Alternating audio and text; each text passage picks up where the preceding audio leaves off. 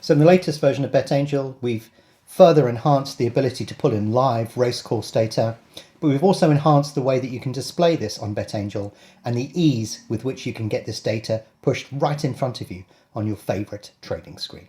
If you want to learn how to do that, then watch the rest of this video.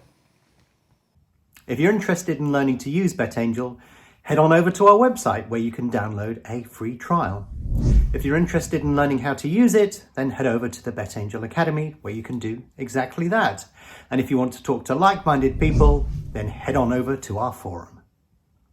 So before we go into this video, one of the things I should point out is that in order to get the live racecourse data, you will need a TPD, a total performance data subscription. Once you've subscribed to that service, you just plug in the key to BetAngel and away you go. So the first thing to note is that if you're using version 159 or above on BetAngel, we've introduced a whole load of new features around the live racecourse data. There's additional information that you can now get about how the race is being run against how it is typically run. This will be significant for anybody that's doing in-play trading because it will allow you to actually see how the race is unfolding based upon historical data, basically.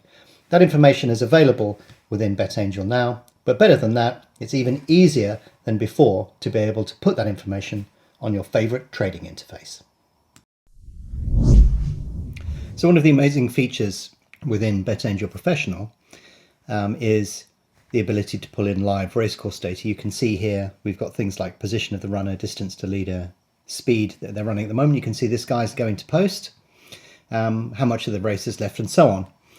Now previously what you needed to do to bring this information in was you would need to bring a file in through Guardian, and that file would contain all of the information that you need. And we did that because it gives you ultimate flexibility in terms of how you want to use that information, how you want that information to be displayed, and all the calculations that you can do from there. But what we've done in version 159 of BetAngel is we've actually allowed you to pull this information in directly and with a great deal of ease. And I'll show you on this video how you can do that in a number of different ways. But it basically means that if you just want key information to be pumped into your trading screen for you to act on in play very, very quickly, it's very, very easy to do.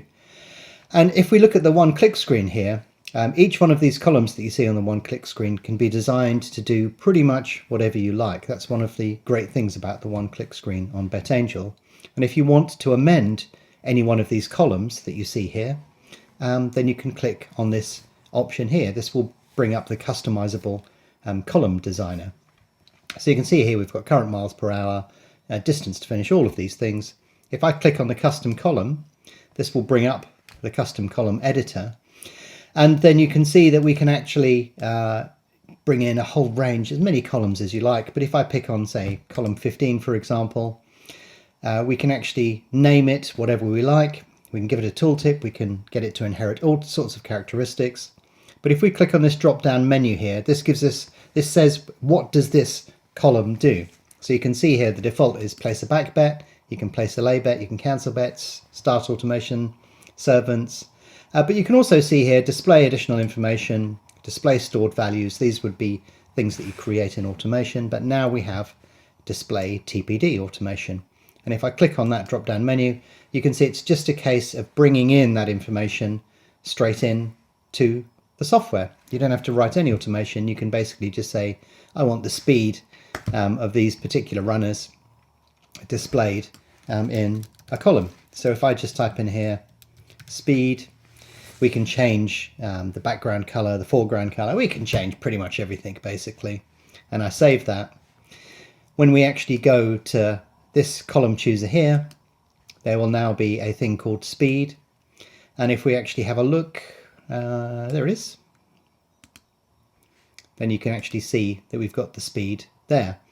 Now, if we actually look and drag that across, so you can see that one says 3.2 and one says 7.5. This is in meters per second. This is in miles per hour. And the miles per hour, we basically used a little bit of automation to do a calculation to convert the meters per second into miles per hour. So that's why you may want to use modifications to the core data. But yeah, it's basically that simple. If you want to bring information into the one-click screen to act upon, you can actually do that via the custom columns. And when you have a custom column, you can do all sorts of clever things with it as well. But you can also display the live racecourse data with just a couple of clicks.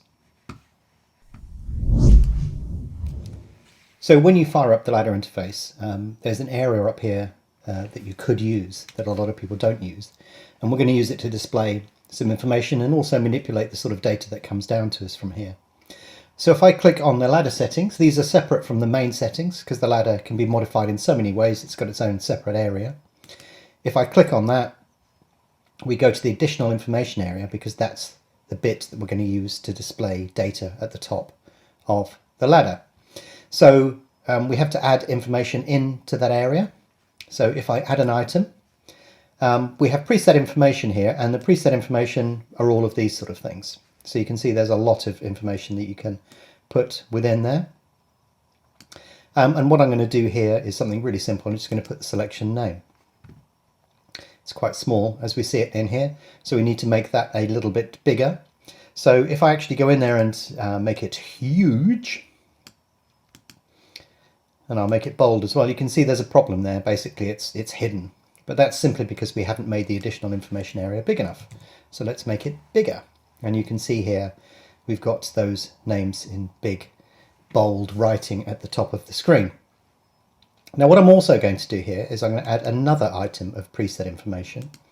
I'm going to add in, let's scroll back up again, the jockey silks, and you can see the jockey silks have appeared below where the name is at the moment, but we can actually put it wherever we want. So if I put the jockey silks on row 1 and I put them to the left and we change the selection name, we put the alignment to the right, then you can see there we have the jockey silks and the name of the selection available for us right in front of us. We don't need to do any magic there. We can just mess around with it, and maybe it looks slightly better in the center. It's up to you where you want to put that information. Now what you can also do is you can add in additional information based upon all of those presets, but you can see we've got other options here as well: shared values, historical values, profit values, and we can also put the TPD information as well. So you get full use of all of the information that can be used from total performance data, and you can see all of these different bits of information within here. So if we wanted to look at the distance to the end of the race, we can add that in. You can see that that information is displayed there. I'm going to put that over on the left hand side, and I'm also going to put in there at the moment the speed in meters per second, and we don't sort of want to have that underneath, so we can basically put that to the right, and then we can bump that back up to row 2, and there you go. Or perhaps we put it in the center, maybe that will look a little bit neater. But if you want to, you can annotate them as well. So if I want to be absolutely sure I know what I'm looking at there, I can put speed, and that looks a little bit neater. I'll put that to the right again. We can also the distance to the finish here, let's put I'm going to put DL, distance left. That's what we can put there. And we can manipulate where they are positioned as well. So perhaps we don't want that so closely aligned to the next ladder. We can actually move it around. So you can see there are lots of things that you can do there to display the information that you want. And perhaps we don't want that to be the same size as the runner itself. So let's sort of shrink that down in size a little bit. Can you see you can do all sorts of weird, wonderful and clever things, and you could make it a different color and all those sort of things from there if you wanted to highlight certain information. But basically what we've done with the ladder is we've created the additional information area so that you can populate it with all of this data, and then you can use that data to actively trade from. So you don't have to look at stuff. You can take your cue from what you see in front of you.